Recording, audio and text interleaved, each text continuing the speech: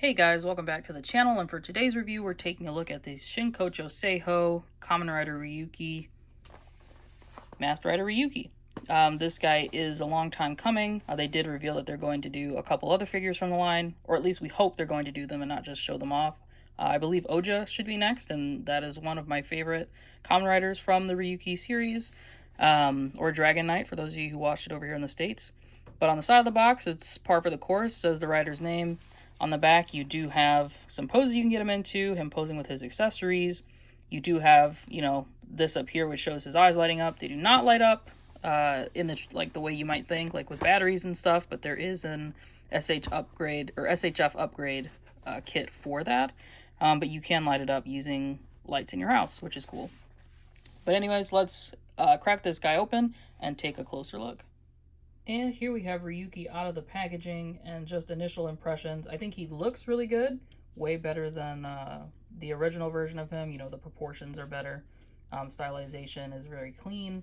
I will say that this guy, parts of him still feel like a cheaper type of plastic. They've been doing this for certain Shinkocchou Seihou Kamen Rider figures, and I don't know if anyone else that collects these have noticed something like that, but a lot of this just feels like, a cheaper quality of plastic, and yet they're still charging, $100 a pop per one of these figures. I remember when these guys came out originally, their feet had die cast in them. Like my Kamen Rider Abyss, my Kamen Rider Oja, I believe all of them had die cast in the feet, which made them, one, stand, and two, it gave it like a really premium feeling, so I'm surprised they didn't or weren't able to do something like that again with the renewal version. But besides it kind of feeling kind of cheap, maybe like $60 and not $100. This guy does look really, really good, and I love the helmet design and just all the details here, especially on his belt. Looks good. All the little holes, or I don't even know what you call those, like attachment pieces. I know, his armor attaches to those, so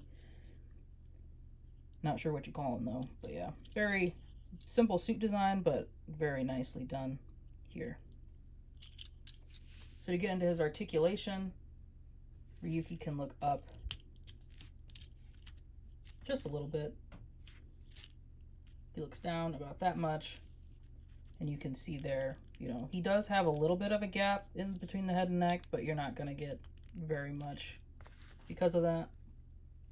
And then you do see that he has the under part right here, so it kind of hides any articulation. Then you do have a side-to-side tilt there, and you can turn it any way you want. For the arms, these are not soft, so be careful, but you can get them up to T-pose at least.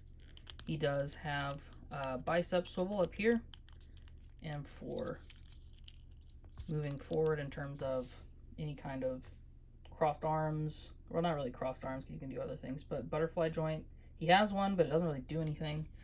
I would have been interested if they made this like a softer piece so he could get his arms across his chest, or made it so it could flex and like move, kind of like Kamen Rider Amazon or any of the other like Showa era riders where they have these pieces that kind of move to kind of get out of the way. Would have been interesting. He does have double jointed elbows, which look nice. Hands are on a ball hinge. You can get him to do anything you want. And then for the torso, he can go back about that much, forward about that much. You do get side to side, and then you can twist.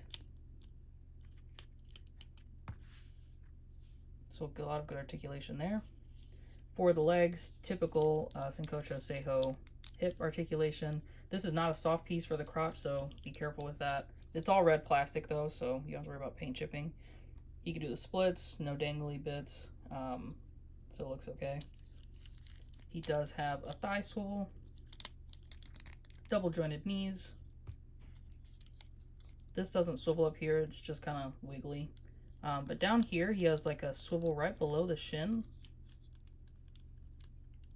It's like extra articulation down here for whatever reason. I don't feel like that's needed, but maybe they thought it's needed. This is kind of a soft piece down here, just a little bit. You can squish it a bit, but you can move his foot back and forth on where it connects, and then of course you can pull his foot all the way down, push it all the way up, and then you do get a really nice deep ankle rocker, which I guess I appreciate. But I feel like they could already get a pretty good ankle rocker without doing that extra articulation. Hopefully over time it doesn't loosen up the foot or anything. And then on the bottom of the foot, as always, I love seeing this. The different design for the actual Kamen Rider themselves is on the bottom of each of his feet.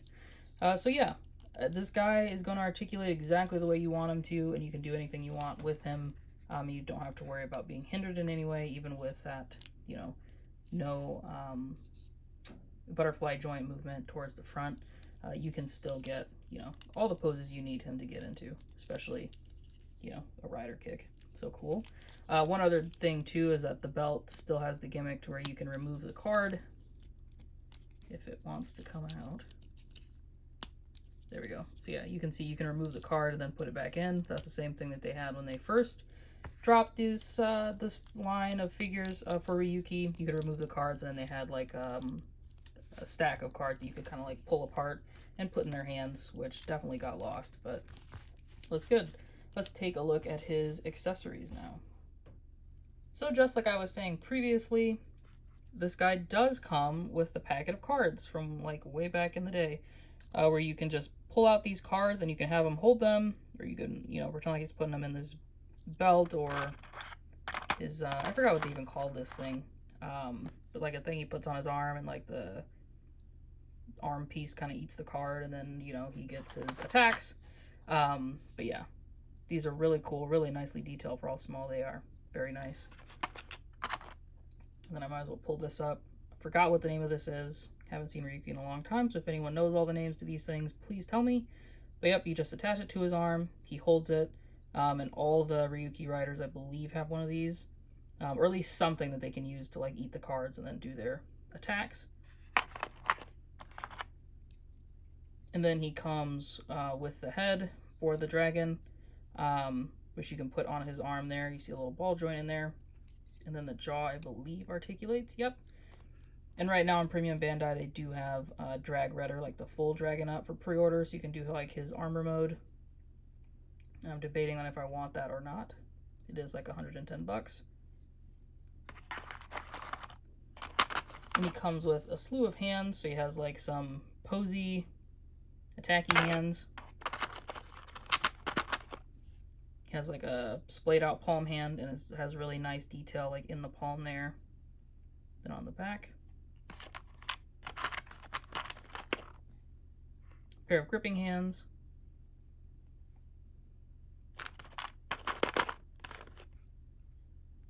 And then he has one card holding hand, which looks good.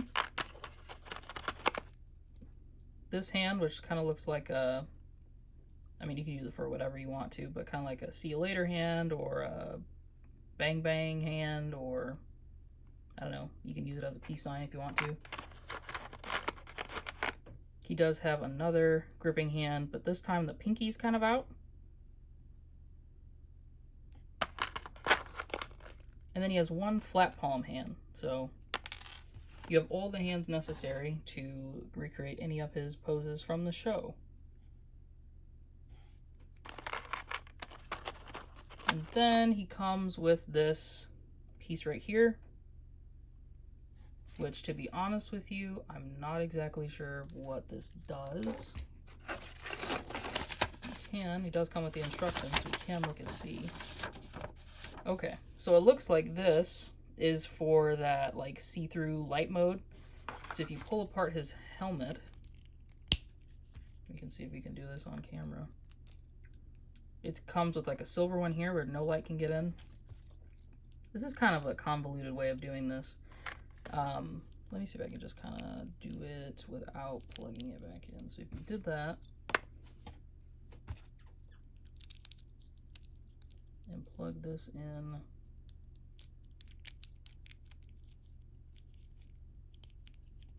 like so.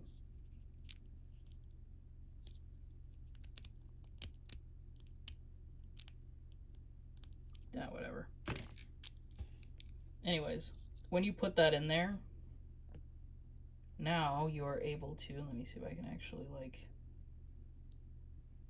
showcase it. you won't be able to see it just because of all the lights that are on.